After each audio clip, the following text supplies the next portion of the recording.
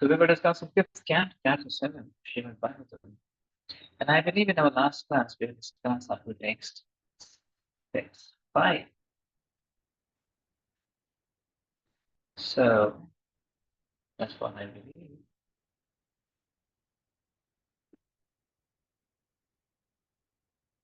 So we'll go ahead discussing from text 6 onwards today.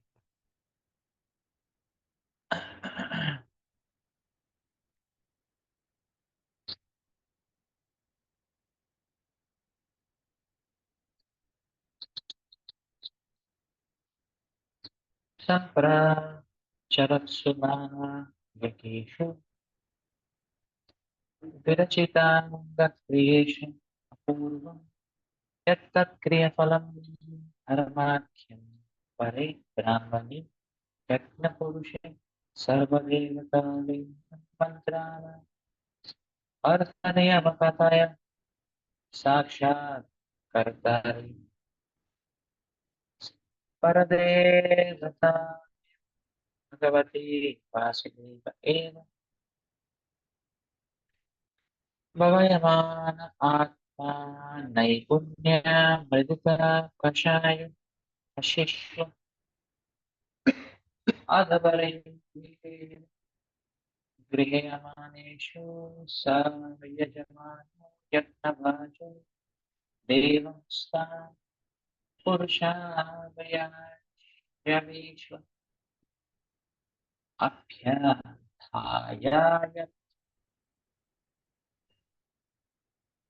Translation. After performing the preliminaries of various sacrifices, Bharat offered the results in the name of religion to the Supreme Personality of Godhead, Vasudeva.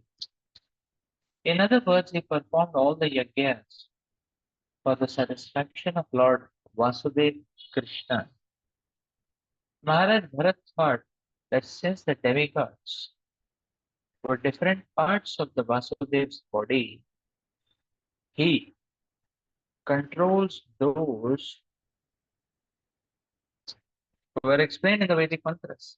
By thinking in this way, Maharaj Bharat was free from all the material contamination, such as attachment, lust, and greed.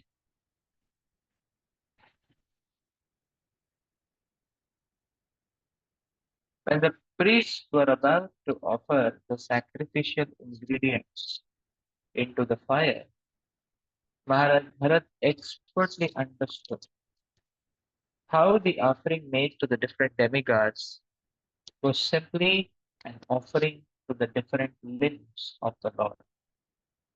For instance, Indra is the arm of the Supreme Personality of Godhead, and Surya, the sun, is his eye. Thus, Maharaj Bharat considered that all the oblations offered to the different demigods were actually offered unto the different limbs of Lord Vasudeva. Purport. The Supreme Personality of Godhead says that as long as one does not develop the pure devotional service of Shravanam, Kirtanam, hearing and chanting, one may carry out his prescribed duties. Since Maharaj Bharat was a great devotee, one may ask why he performed so many sacrifices that are actually meant for the karmis. The fact is that he was simply following the orders of Vasudeva. As Krishna says in Bhagavad Gita, Sarva Dharman Parityajya Mamekam Sharanam Braja in 1866. Abandon all the varieties of religion and just surrender unto me. Whatever we do, we should constantly remember Vasudeva. People are generally addicted to offering obeisances to the various demigods. But Bharat Maharaj simply wanted to please.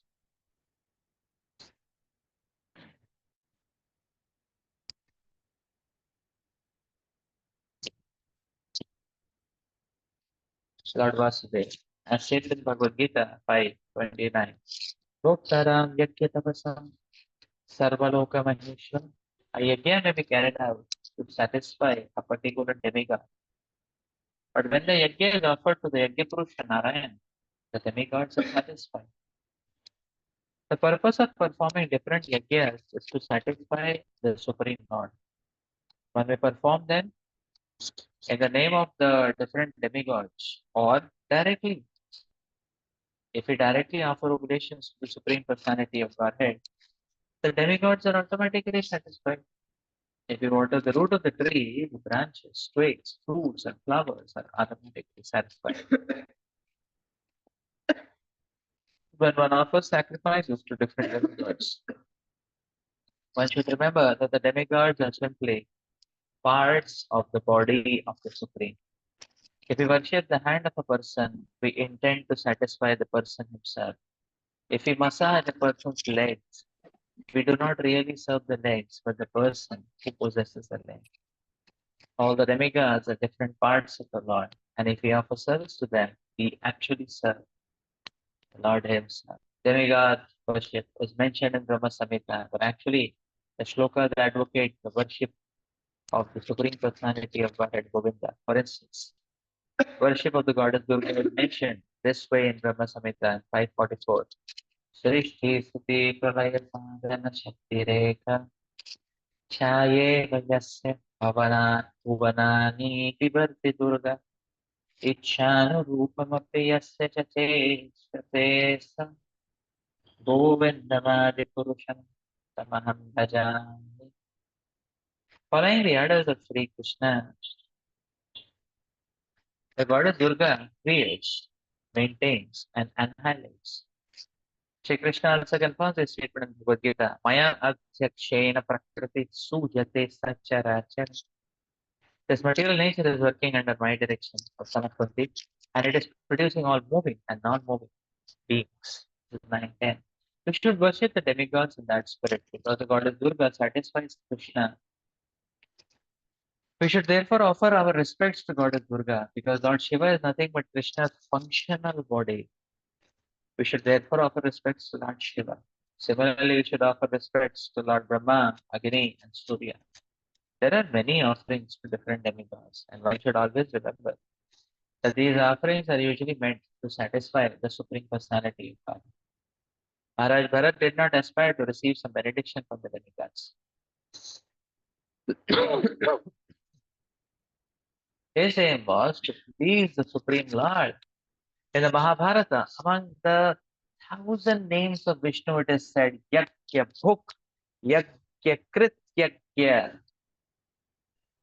The enjoyer of Yajna, the performer of Yajna, and the Yajna itself, Yajna Bhuk, Yajna Krit, and Yajna itself are the Supreme Lord.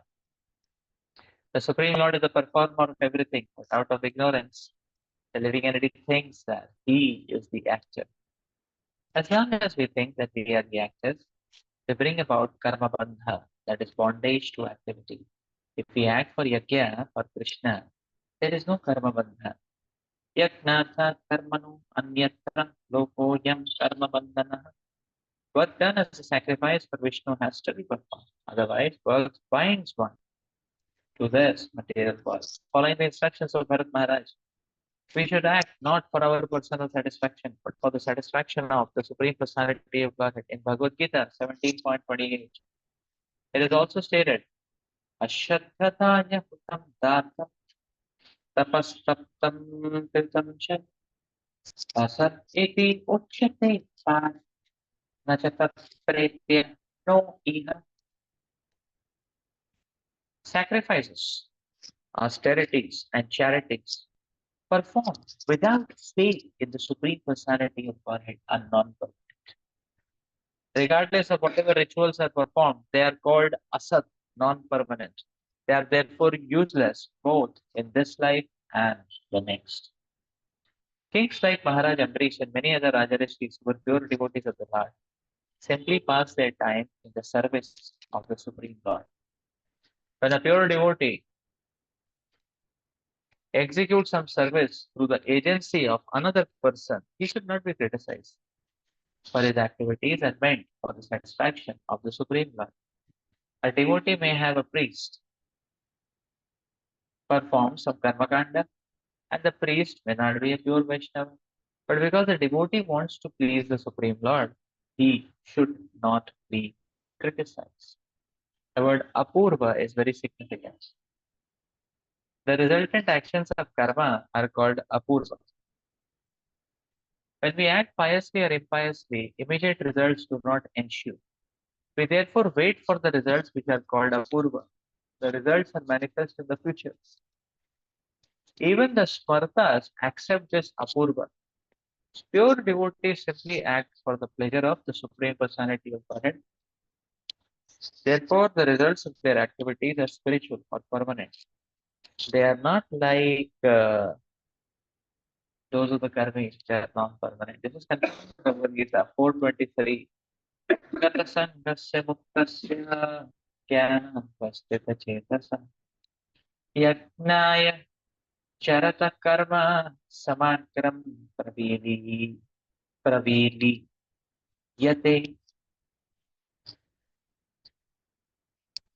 The work of a man who is unattached to the modes of material nature and who is fully satisfied in transcendental knowledge merges entirely into transcendence. A devotee is always free from material contamination. He is fully situated in knowledge, and therefore his sacrifices are intended for the satisfaction of the Supreme Personality of Godhead.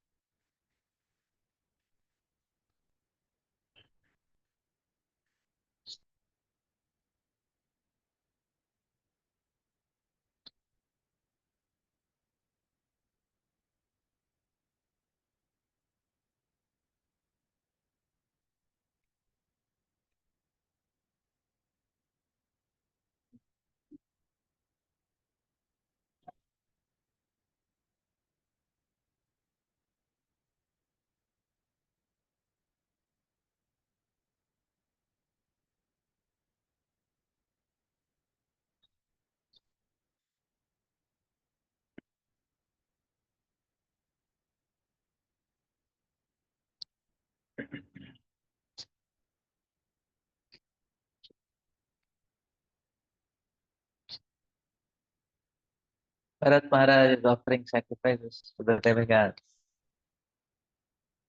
But in the heart of the hearts, he's thinking, all these demigods are part and parcel of the Supreme Lord.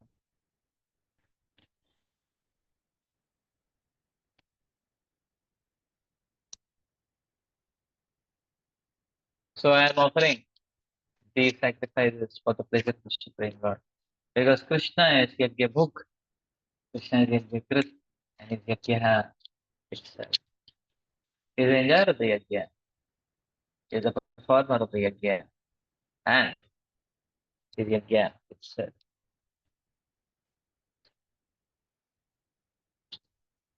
And Prabhupada explains that this is in line with the Sarva Dharman Parityajya principle that whatever one does, one can do it for the satisfaction of Krishna.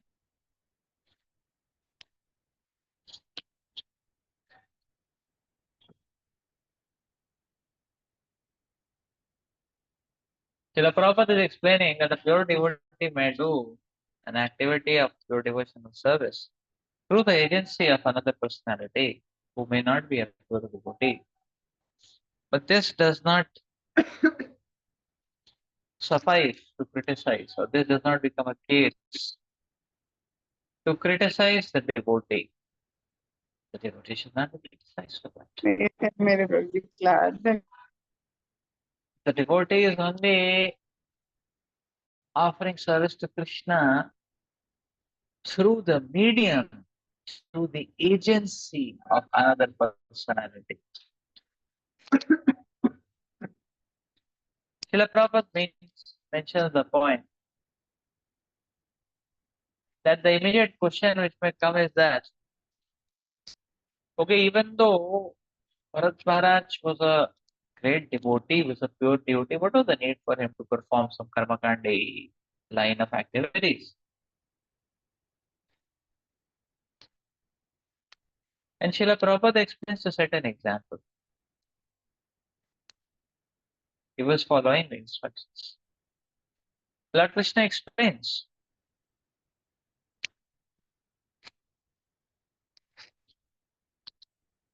that one can follow material activities. And is not pure enough, one should follow it for his purification of heart. But if one is pure enough and is not needed to follow, you can still follow to set an example.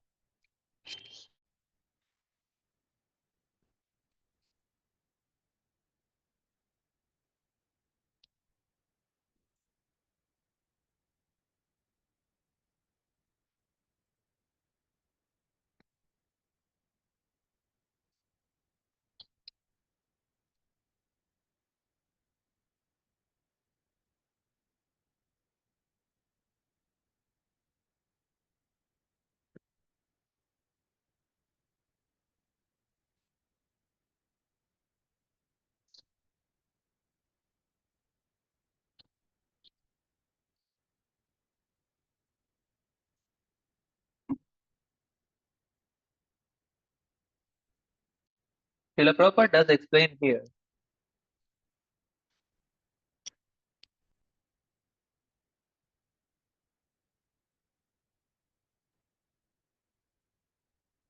that glorification in relationship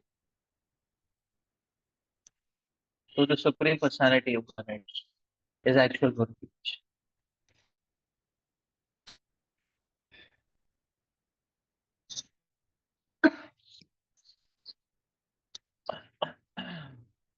Worship in relationship to the Supreme Personality of Godhead is actual worship.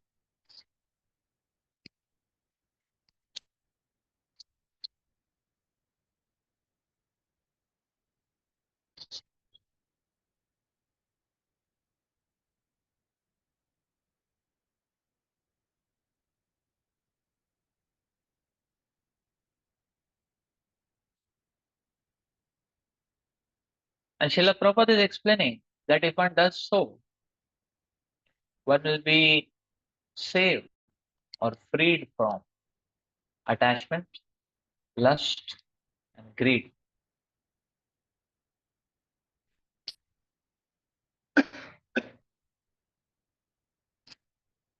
So two principles come here. The first one is the entire material energy is meant to be offered to the Supreme Lord. Krishna is the book. He is the enjoyer of the entire material energy. When? So therefore Prabhupada making the point that one can offer everything to the root directly. Automatically the twigs, branches, everything gets satisfied.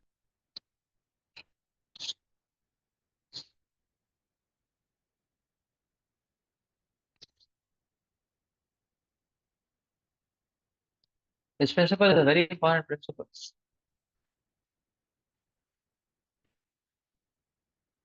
That what we really need to solve the so-called material problems of life is to intensify our Krishna consciousness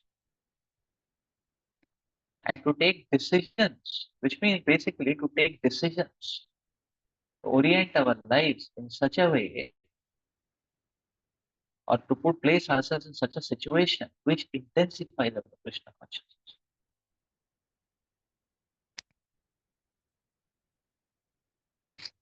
That is what solves the problems on the material plane. Krishna's Yagya book, a Krishna satisfied. Oh, the leaves, the twigs, the branches, everything will get satisfied. Krishna satisfied. Everyone and everyone is satisfied. Everything is auspicious.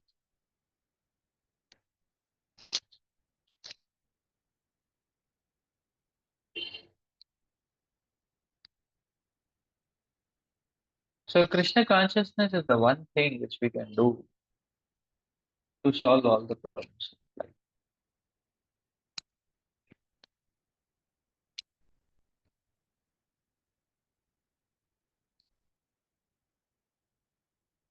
And therefore, Direct Krishna consciousness should be our default activity. No, default activity should be direct Krishna consciousness. So therefore, Prabhupada is telling if one has cultivated this devotion or service to the process of Shravana and Kirtana in association and servitude towards devotees, then one can advance to such an extent that one can see Krishna and relate with Krishna in anything and everything of this world.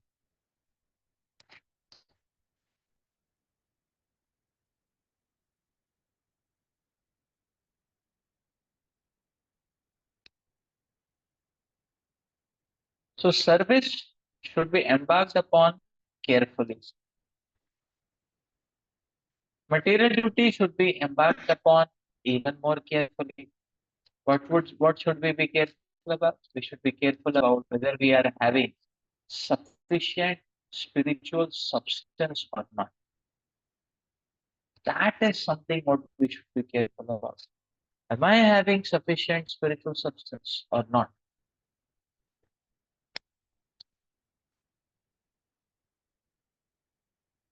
So therefore, a very healthy consciousness for a sadhaka is when the sadhaka gets up in the morning, then he or she gets up in the morning, then one should be very determined. Let me do my sadhana very nicely and attentively, put my whole heart in it. Because if I do my sadhana very nicely and attentively, throughout the day I can serve with proper consciousness. So I can serve properly. Which means I can do Vaishnava Seva properly or I can represent Krishna and Srila Prabhupada and the Acharya properly.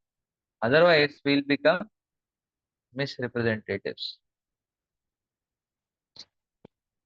or poor representatives, bad conductors. So that is a healthy consciousness. That okay, if I have to be Krishna conscious throughout the day,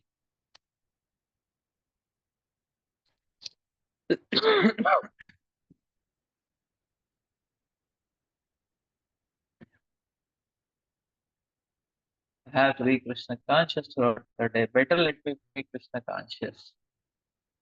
Better let me get the sufficient spiritual substance in the morning sadhana. तो हरे That is a healthy Krishna yes. ऐसे जैसे कर दो जय नहीं जय और बहुत सारे प्रभु आ गए इसमें। So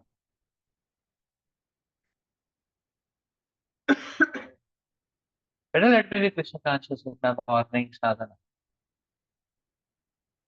So that is the point. Uh,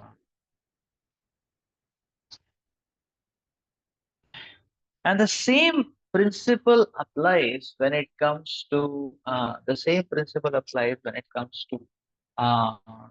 our material duties. Material duties do not uh, it is not uh, material duties do not implicate in all circumstances. There is a way to spiritualize material duties, and that is what Krishna is teaching us. The Lord Krishna is teaching us the art of work. There is a way to spiritualize material duties.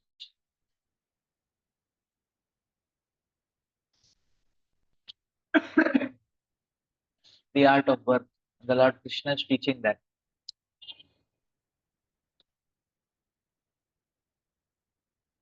When material duties are offered to the Supreme Lord for His pleasure, for His satisfaction, if that is the consciousness, then that material duty no more remains material. Then that material duty becomes spiritualized. That material duty becomes spiritualized. And you see, Bharat Maharaj is exemplifying that process. Bharat Maharaj developed, now in the past time we know about this past time, Bharat Maharaj developed so much spiritual substance that he renounced the entire world He renounced unfathomable, unimaginable opulence. His undefeatable kingdom, his his invincible army, opulence, queens, children. Just like a person passes through and leaves it even without looking at it and walks off. The same way Bharat Maharaj walked off, that is the analogy which Bhagavatam gives, so pictorial and panoramic. But now the point is that how did Bharat Maharaj come to this stage or this level of the practice of Krishna consciousness? So much bhakti, so much gunpowder, where did it develop? And Bhagavatam is explaining he developed so much gunpowder by performing Agnihotra Yagyas and Chaturmutra Yagyas and Ashwamedha Govamedha Yagyas in the course of ruling his kingdom. Now, hearing that on the face value appears quite mundane. You say, oh, that's mundane career. At best, it's look like Karmakanda. And he reached to the platform Bhava Bhakti through this. Yes. Why? Because his consciousness was to offer all this to the Supreme Personality of God. That was his consciousness. And okay, let me offer this to the Supreme Personality of God. His consciousness was to offer all this to the Supreme Personality of God. That is the point which is being mentioned here.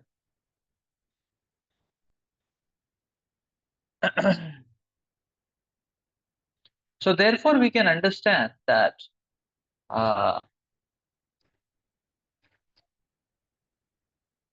therefore we can understand that Krishna consciousness is a very practical and powerful process. If we add Krishna in material affairs don't remain material. So if we add Krishna in our lives, our life becomes glorious. We add Krishna in any situation, the situation becomes auspicious because the result becomes spiritual.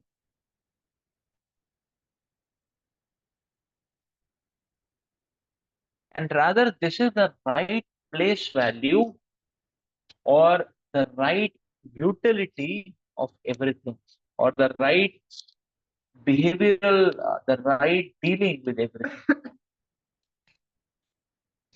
Every manifestation of material energy, that means matter, is meant to be offered to Krishna. When that is offered to Krishna, it brings about auspiciousness. When it is not offered to Krishna, it brings about poisonous and toxic effects. Every living entity, now we come to every living entity. Every living entity can be and should be dealt with. What is the proper dealing of that living entity? To deal that living entity in connection, to deal with the living entity in connection with Krishna. In connection with Krishna. That is the point.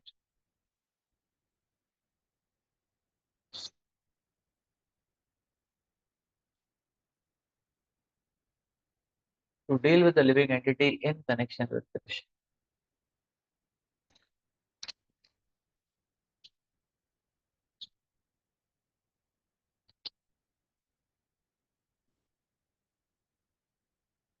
That means that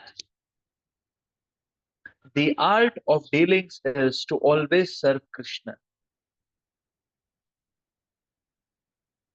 And many times through different living entities.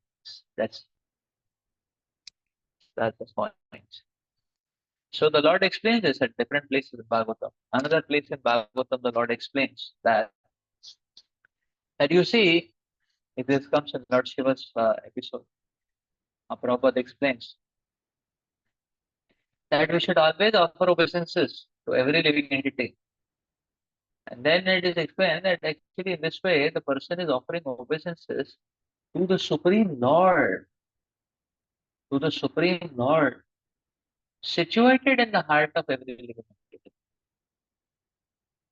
So Prabhupada explains when one goes to the temple of the Lord, one bows down. Similarly, one sees any living entity, one should bow down.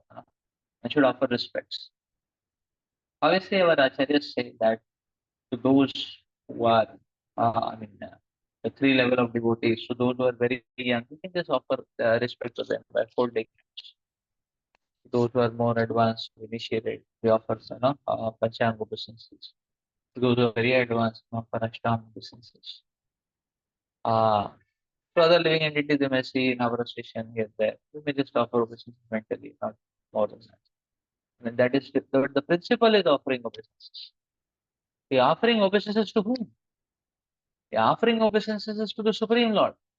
Because we are seeing a body, that body should be seen as the temple of the Lord. And when one goes to the temple of the Lord, one should offer obeisances. Because the Lord is situated in it. So, in the same way, we approach and deal with every living entity just like a temple of the Supreme Lord. And who is there inside? The Lord is there inside. Lord is there inside. And so who is there? Who are we going to connect into? The Supreme Lord. Therefore, we see this is the consciousness that one will not be affected by lust and attachment and greed.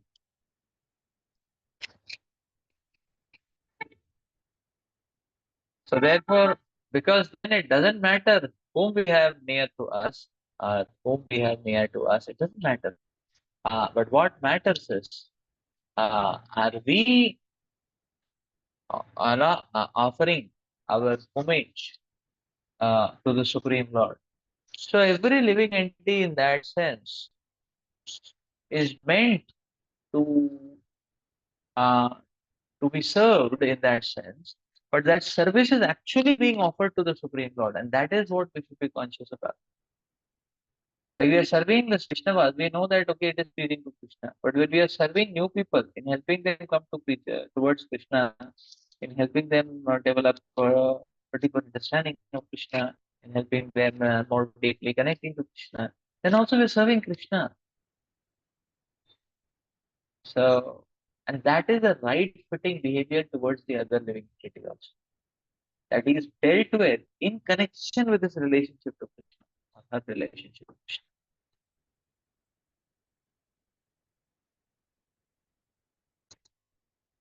But when we deal with some other living entity without the awareness or without relationship, without the connection to the Lord, then it is improper dealing. That's the point. Improper dealing. And that type of dealing is poisonous and toxic to us. And that type of dealing is poisonous and toxic to the other person as well.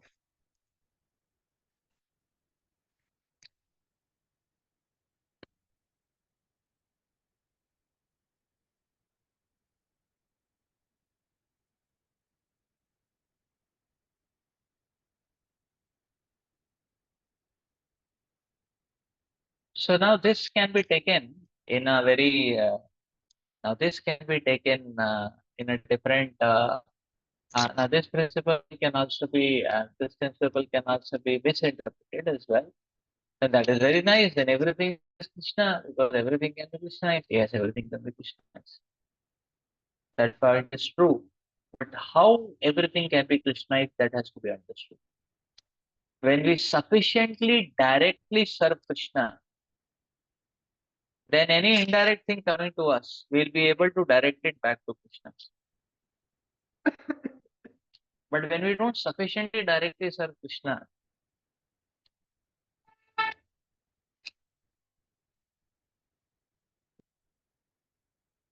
then we get redirected by the indirection. That is the point.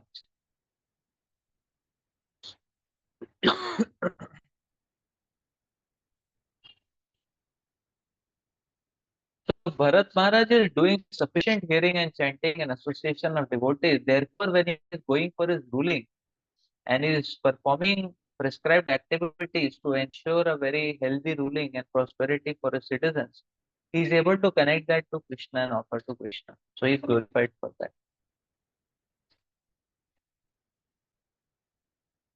But when the same Bharat Maharaj later is serving the deer during the morning program time,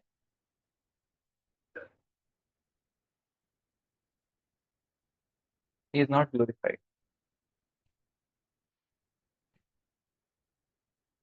That became poisonous for him, and toxic for him.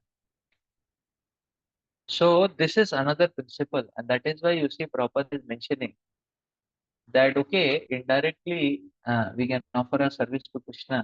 That is all okay. But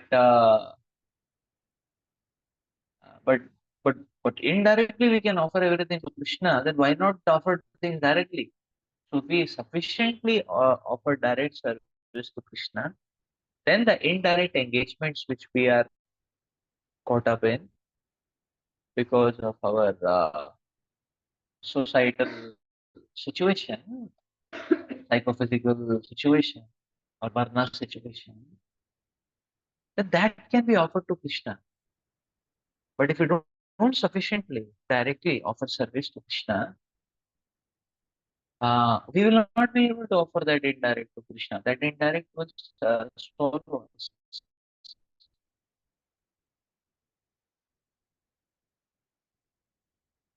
That indirect will swallow us. That is the point. And we have to direct service. Lot of importance. Yes, question.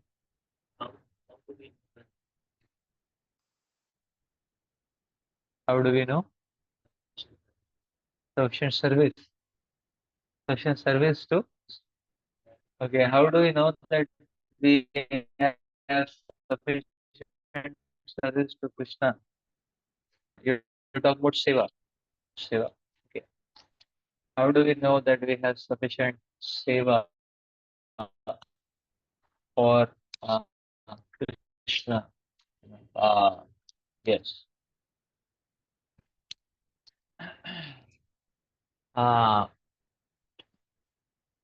Yeah. As a thumb rule, we are not sufficiently serving Krishna.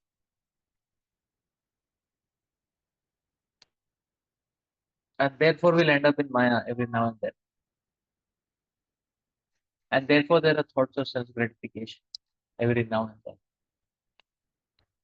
As a thumb rule, we are not sufficiently serving Krishna. Because the moment one thinks that I am sufficiently serving Krishna, that very moment Maya captures. Or that very thought process becomes a cause for gliding towards Maya.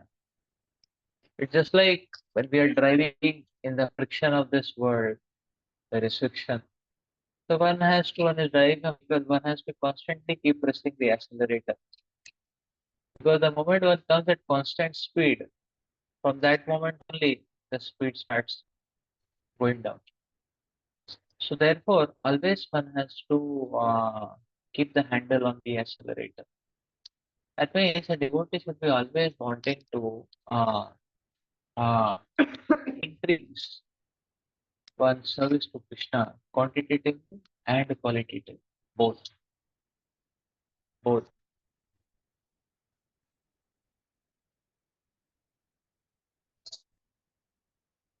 But there are some pointers by which we can understand that my situation, that I need to really tangibly increase my service at this stage. There are certain pointers. Uh, so,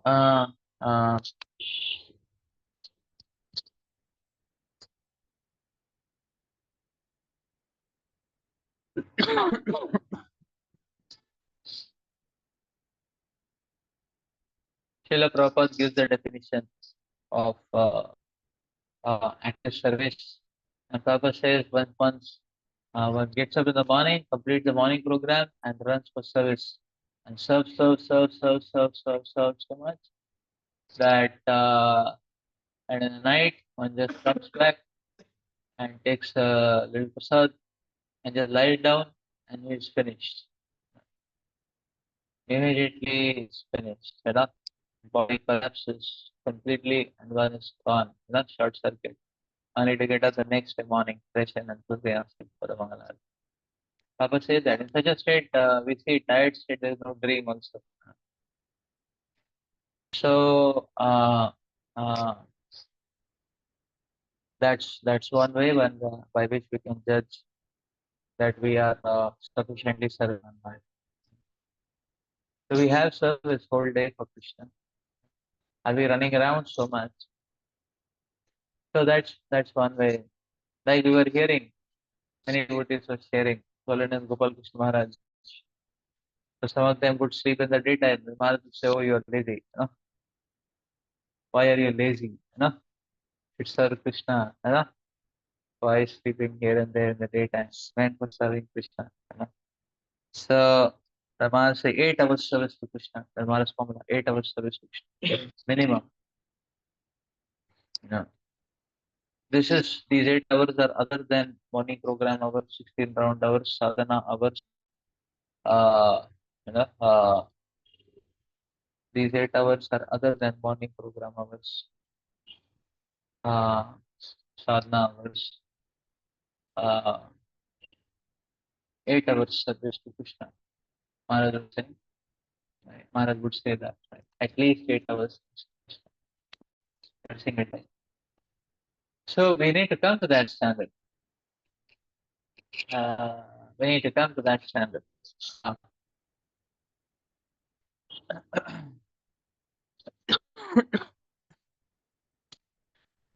We need to come to that standard, step by step. That's one thing. Another thing by which we understand is when we have a good amount of service to Krishna, the mind will not be wandering. There's no time for mind wandering. There's no time for processing material desires. So by taking inventory or deep into the quality of our thoughts, also we can understand. If one is becoming too much self-conscious, probably one's seva is not sufficient. It's becoming too much self-conscious. There's so much time person is thinking, oh, my body, my mind, my psychophysical, my needs, my rights,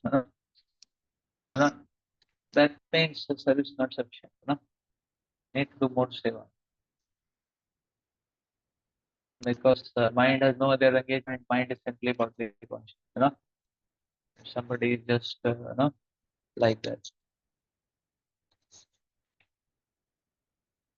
So these are some parameters by which we can little bit judge that at this point I need to really take up a step up, increase in service. But in general, continuously a devotee should have that consciousness to improve quantitatively and qualitatively increase one service.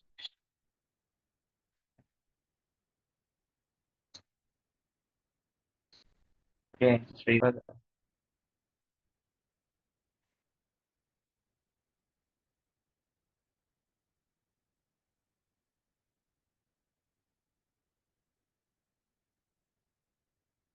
एकं कर्म विशुद्धया विशुद्धा सत्त्वास्त्यन्त वेदव्याकाशशरीरे ब्राह्मणे भगवद्वासुदेव महापुरुषरूपपालकसं श्रीवत्सकस्तु भवनमालारी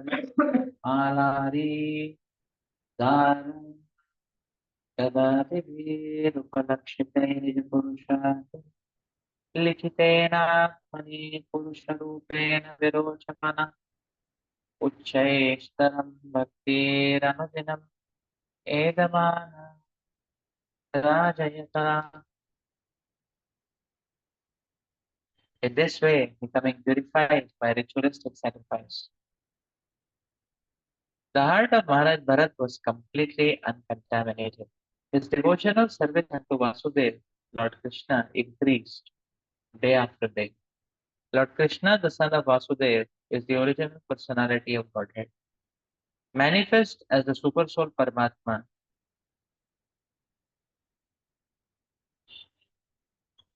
as well as the impersonal Brahman. Yogis meditate upon the localized Paramatma situated in the heart. Jnanis worship the impersonal Brahman as the supreme absolute truth, and devotees worship Vasudeva, the supreme personality of Godhead, whose transcendental body is described in the Shastras. His body is decorated with Srivasta, the costume jewel, and the flower garland, and his hands hold a conch shell, disc, club, and a lotus flower. Devotees like Narada always think of him within their hearts.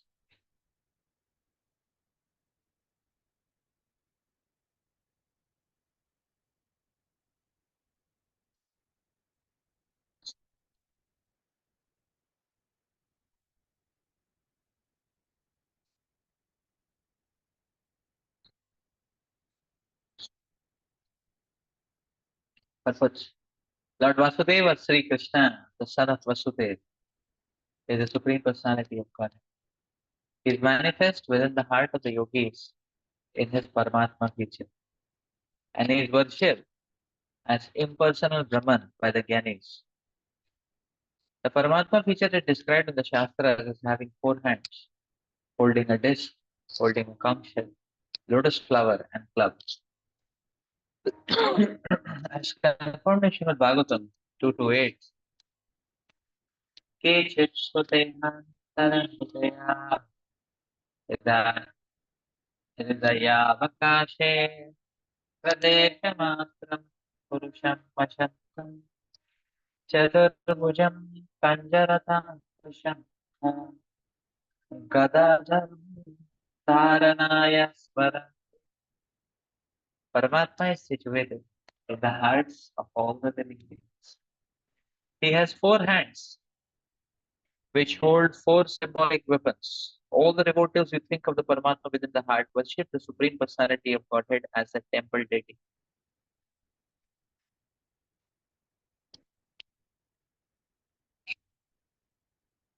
They also understand the impersonal features of the Lord and its bodily rays, the Brahman effulgence.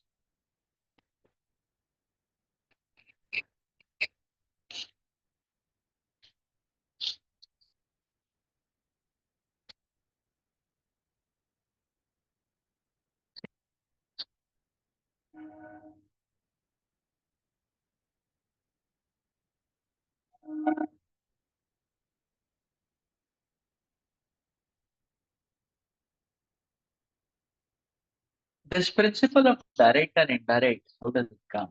The point is, uh, or from where does it come? How does it act?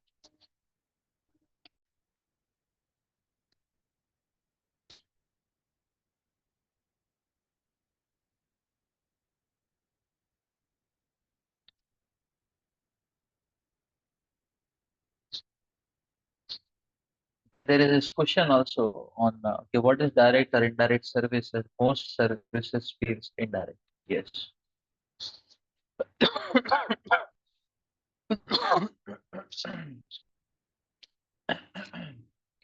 Let's try to understand what is direct and indirect.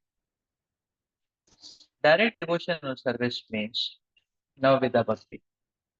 Shravanam, Kirtanam, Vishnu Smaranam, Archanam, Chandanam, Sakhyam, Atma Nivedanam. So Srila Prabhupada explains Sakhyam and Atma Nivedanam is not possible for us to perform. Only devotees above the platform of Nishtha can perform the Sakhyam and Atma Nivedanam services. At one place, Prabhupada explains uh, that the service of preaching is a service in Sakhyam. At one place, Prabhupada mentions, but as such, Sakhyam and Atma Nivedanam are states which are beyond us at this stage. So the only thing which we can have, which are at our disposal, is 7 activities: Shravanam, Kirtanam, Vishnu Smaranam, Pada Sevan, Archanam, Vandanam, Hasyam. Hearing Krishna Katha is direct devotional service. So all these 7 activities are direct devotional service or direct service. When we are hearing Krishna Katha from devotees, that is direct service to Krishna. When we are preaching, we are speaking the glories of the Lord. We are doing Kirtana. That is direct devotional service. When we are chanting, that also comes from Kirtana. It's direct devotional service.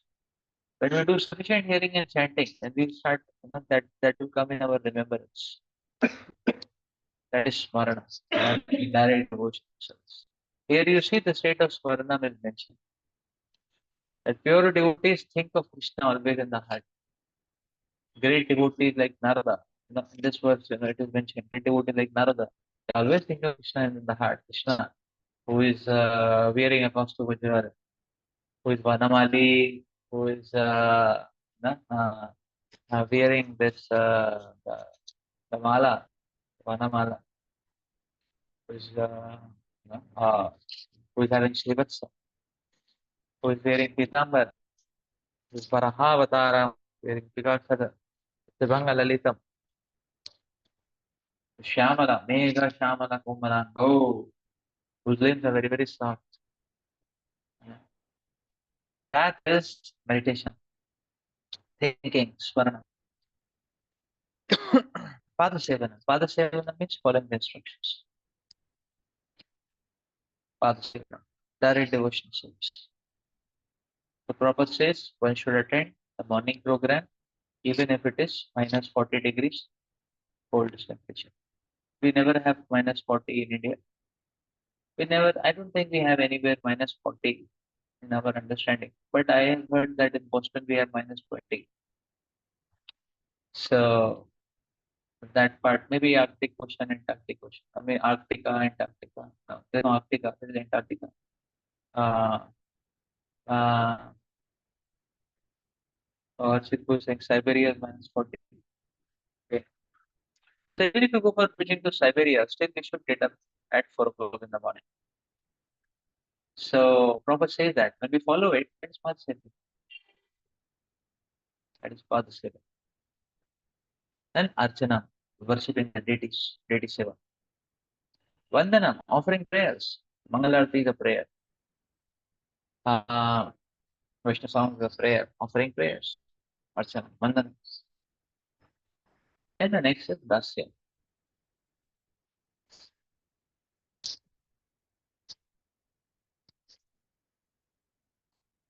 Now, Dasya we can understand more in the sense of Anushilana. Anushilana means continuously we should be under guidance and we should follow the guidance. So, that's Dasya. In the spirit of the servant of the servant. Dasya. So, when we do these activities, now when we have this consciousness, then that is direct devotional service. So, that is direct devotion service. When we do that, that's called as direct devotion service. Indirect is what? Indirect is our varna, basically. So varna is not indirect. Varna is purely material. Only when we offer it to Krishna, then it becomes indirect devotional service. So it's like that. Now, how the two relate with each other? The point is, it is difficult for everyone to immediately 24 hours start offering direct devotional service. So therefore, Prabhupada has made a program based on the acharyas that okay, do sufficient direct devotional service, which still gives a lot of time in the day, but by the power of the spiritual substance attained by doing direct devotional service, when one goes for one's family engagements, job engagements, study engagements, one will be able to connect it to Krishna, just like Bharat Maharaj is connecting his ruling of the kingdom to Krishna. Then that becomes indirect devotional service, which also purifies the heart. So which also purifies the heart. Otherwise, that indirect devotion, otherwise that material activity, that varna, is going to entangle the living entity. So by connecting it to Krishna, not only one is saving oneself from the poisonous effect of the material activity, be it studies, be it career, be it anything. Uh,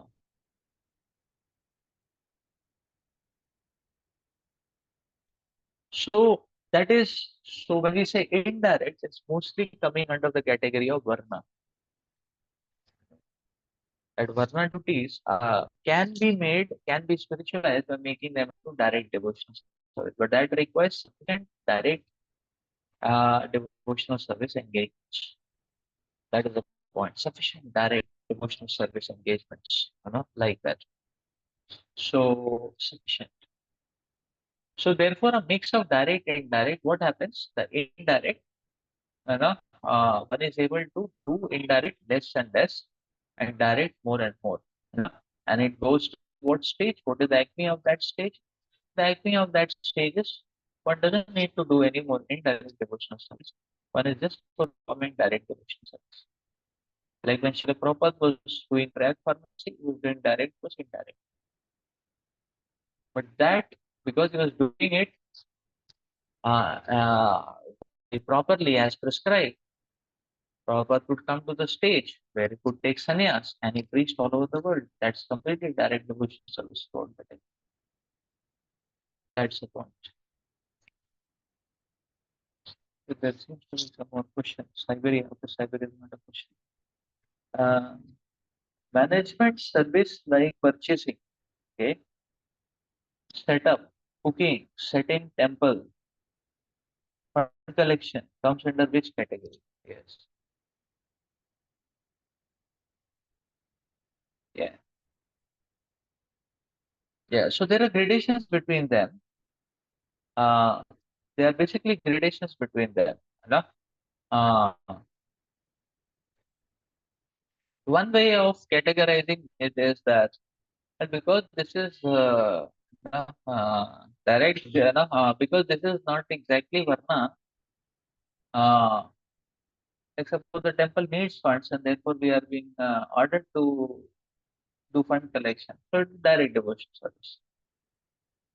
But if we have chosen fund collection because that is our mentality, money comes, we get really excited, then it's indirect devotion service. So in one sense, uh,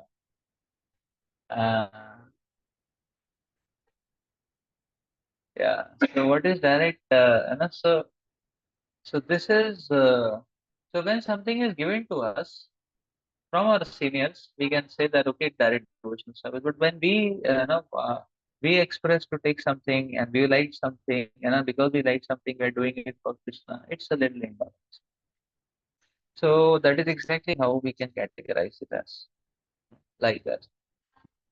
So it depends on whether we took it up on a Varna track or we got it as a service track. I mean, Varna is also can be made a service. There is, but if we directly got it as an instruction to do it because that is a need.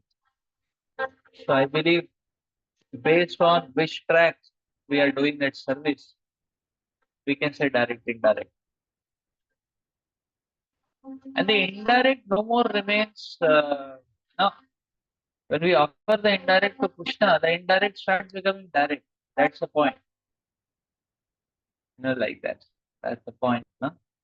The indirect start becoming direct. Sorry. I mean, start, like the Krishna element can increase in the indirect as well. That is the point.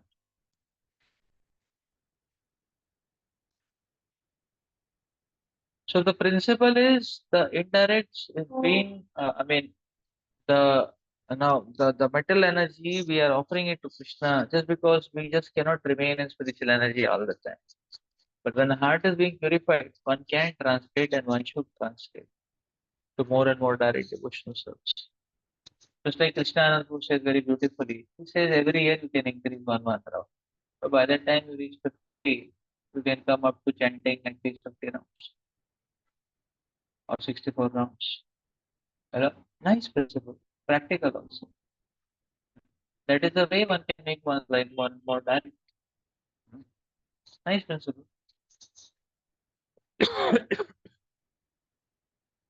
We start our second year life doing 2 days preaching, just to follow up for MMC, like that.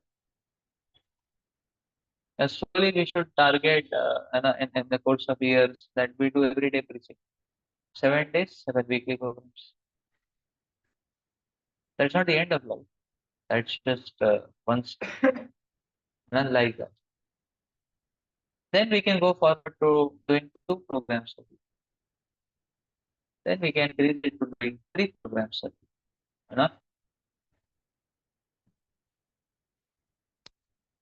Radheshyam Prabhu speaks for 6 hours Krishna Katha every day. So if 1 hour is one program, it's 6 hours every day. So Radheshyam Prabhu is playing powerful cricket. Look at the run rate.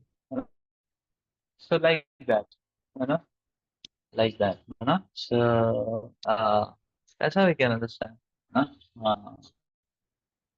that's the idea. So therefore, one has to increase it. One has to increase it. Okay, let's read further.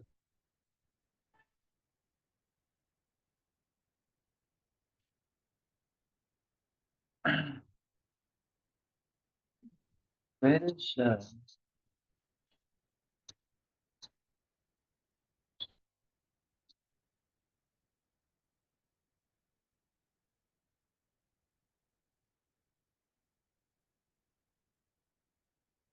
this is Bhagavatam.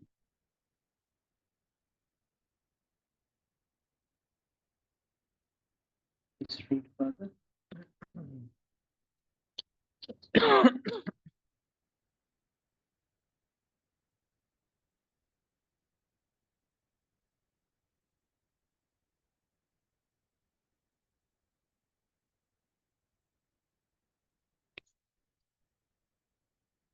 एवं वर्षयिता सहस्रपर्यन्ता वशीकरणं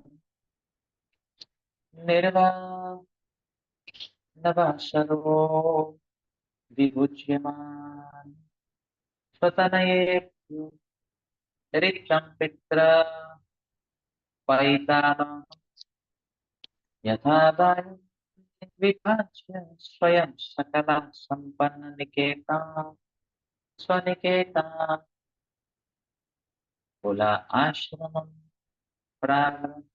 प्रव्रजन् Destiny fixed the time for Bharat's enjoyment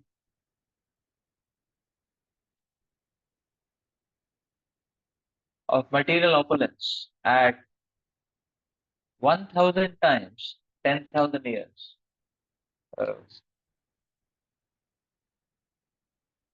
When that period was finished, he retired from family life and divided the wealth he had received from his forefathers among his sons.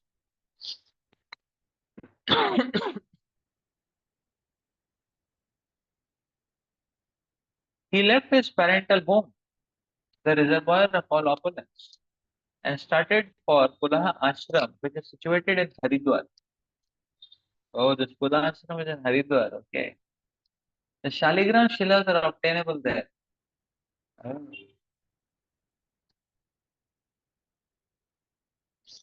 So many times when we objectively read, we have heard that Bharat Maharaj left his kingdom in the prime of youth. Many times people feel that it's so much so responsible left his wife and children like that. But what is in Satyayoga prime of youth is still 10,000 into 1,000. How much it is? 1 crore. 1 crore years. So, and he was still youth. So, no, that is quite interesting. 10,000, 1,000 into 10,000.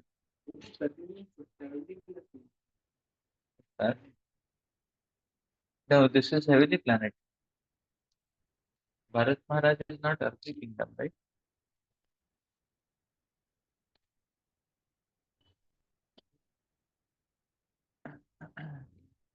He is a heavenly personality. He is not a human being. That's what we understand. So according to the law of Daya Bhag, when one inherits an estate, he must hand it over to the next generation. Yeah. Bharat Maharaj did this properly. First, he enjoyed his parental property for 1000 times 10,000 years. At the time of his retirement, he divided the property among his sons and left for Kula Ashura. So Bharat Maharaj did a fairly long time of ruling. That's why the planet got the name Bharatvarsha. Right?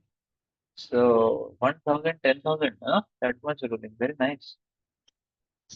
But this, what Prabhupada is saying is very beautiful. When one gets something for inheritance, you should hand it over also. In Kali Yuga, this definition is not there in the dictionary of people. They just want to amass. They don't want to pass it on. This goes to show that, this is, when one gets something in inheritance, one should give it back, hand it over. And Kali Yuga, nobody does it. They want to cling on to the opponents till the fag end of their lives. Till Yamadutas take them away. Forcibly. So one should hand it over. Similarly, we are getting Krishna consciousness because the sacrifice of so many devotees. It is our responsibility to hand it, pass it over, and not just get the knowledge, get the mercy, get the everything, and enjoy. So one should share it with others. That is called Daya Bhag. One should share it with others. That should be our responsibility. Very beautiful.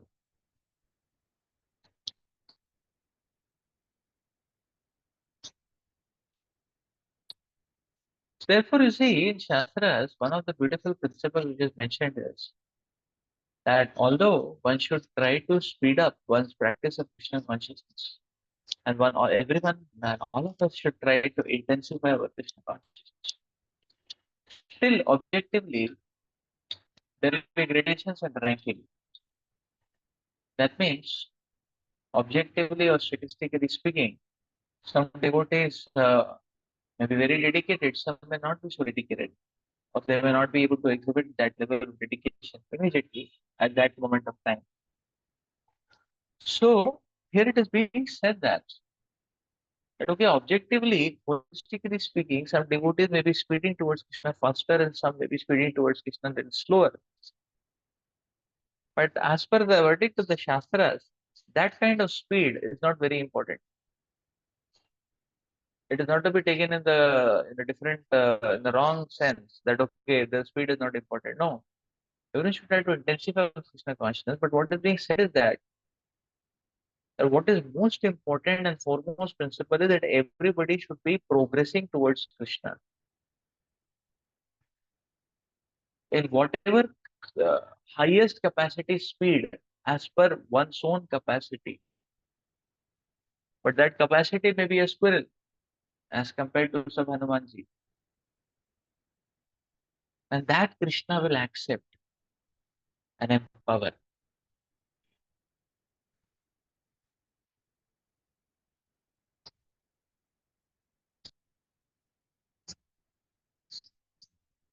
So therefore it takes a little less time or a little more time, it doesn't matter if one is progressing towards Krishna. Bharat Maharaj took 1000 into 10,000 years. But it's not a loss because he could reach up to Bhava platform. कम से कम 1000 into 10,000 में Bhava platform तो पहुंचे.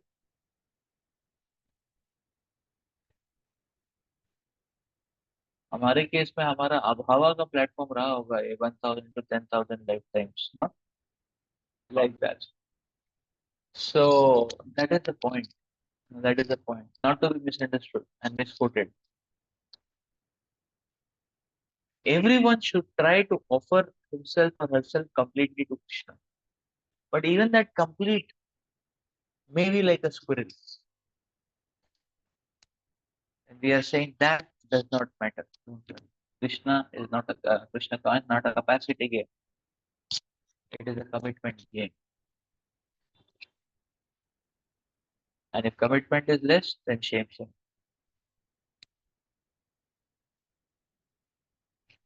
Let's read further.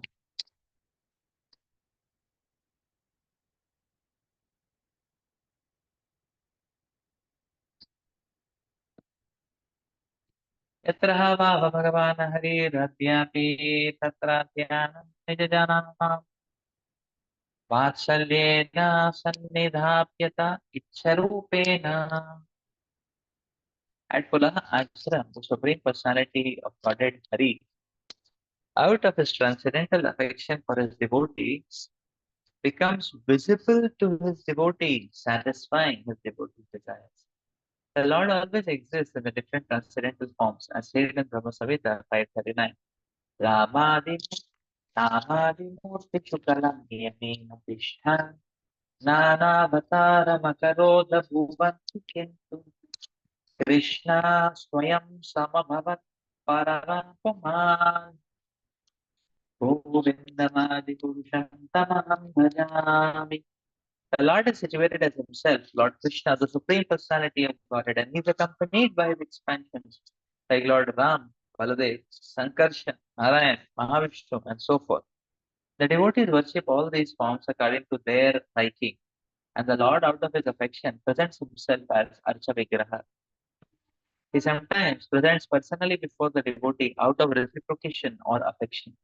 A devotee is always fully surrendered to the loving service of the Lord, and the Lord is visible to the devotee according to the devotee's desires. He may be present in the form of Lord Ram, Lord Krishna, Lord Nrsimhadev, and so on. Such is the exchange of love between the Lord and his devotees.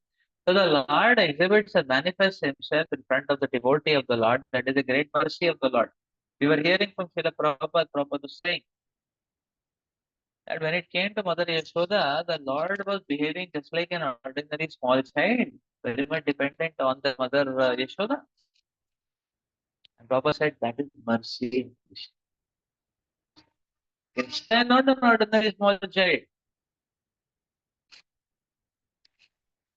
When Brahmaji is not able to understand the glories of Krishna, when Anantashesh is not able to complete describing the glories of Krishna, that is Krishna. But is behaving like a small child, that is his mercy. That the Lord manifests to give an opportunity to his devotees to serve him, to touch him, to serve him.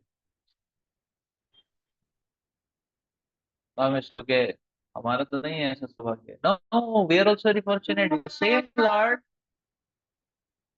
same Lord mercy towards us is what is manifested himself as the Archa Vigraha. We can touch the Archa Vigraha, we can touch the lotus feet of the Lord. And Jagannath Swami, they can embrace the Supreme Lord. And touch him, and serve him, and dress him. That is the mercy of the Lord. That is the mercy of the Lord. The Lord reveals and gives us the direct opportunity to serve him that way. Let's read further. Okay.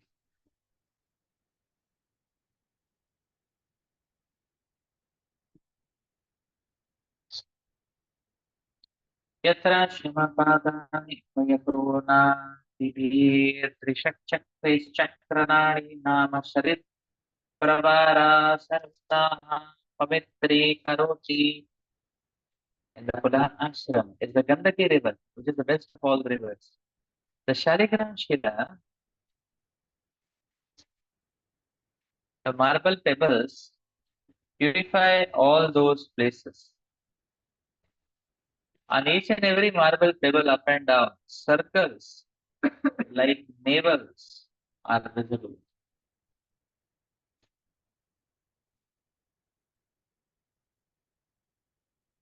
Shaligram Shila refers to pebbles that appear like stones with circles marked up and down. They are available in the river known as Gandaki Nadi.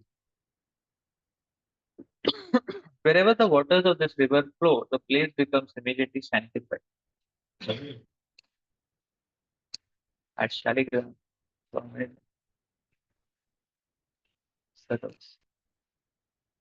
तस्मिन् वावकितः स एकला कुलाश्रमोपावने विविधा कुसुमतिशलय तुलसी कम्पूभिः कन्दमूला फलोपहारेश्च समीहमानो भगवतः आराधना विविक्ता परतः विषयाभिलाषा temporary unmuted. उपभृष्टोपाशमः परमः निवृत्तिमवाप.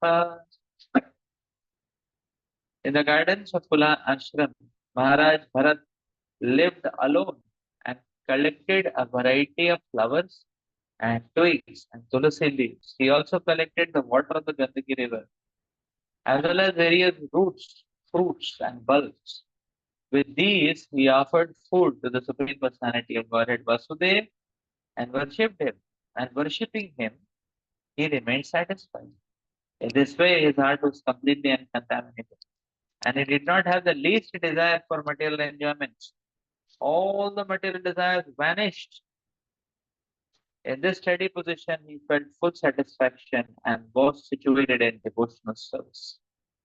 Purport. Everyone is searching after peace of mind. Oh, that is obtainable only when one is completely freed from the desire for material sense gratification and is engaged in the devotional service of the Lord. As stated in Bhagavad Gita, Patram Pushpam Paramto Yam Yomi Bhaktya Prayachati. Worship of the Lord is not at all expensive. One can offer the Lord a leaf, a flower, a little fruit, or some water. The Supreme Lord accepts these offerings when they are offered with love and devotion. In this way, one can become freed from material desires. As long as one maintains material desires, he cannot be happy.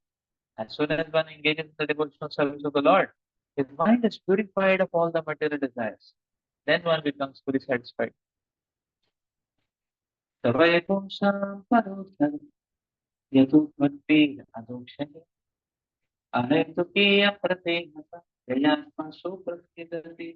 वासुदेवे Bhagwati भक्ति योगा प्रयोजितः जनयति आसु वैराग्यं ज्ञानं च यत् आहैतुकम्.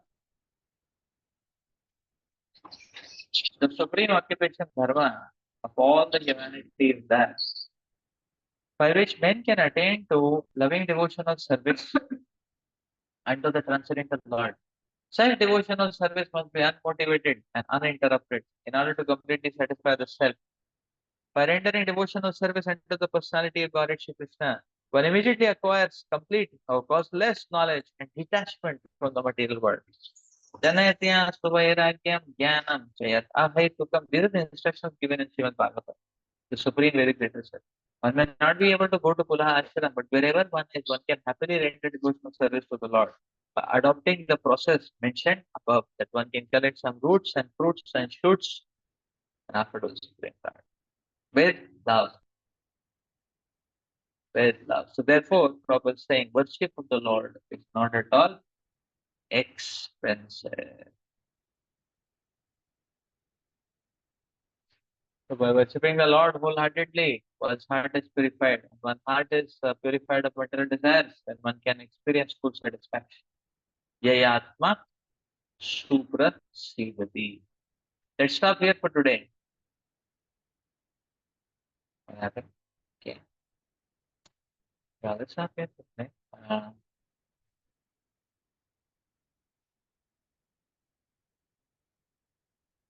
श्रीमद् भागवतम की जय, श्री प्रभुपाद की जय।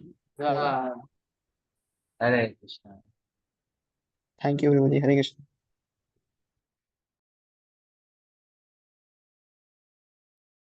Hare Krishna.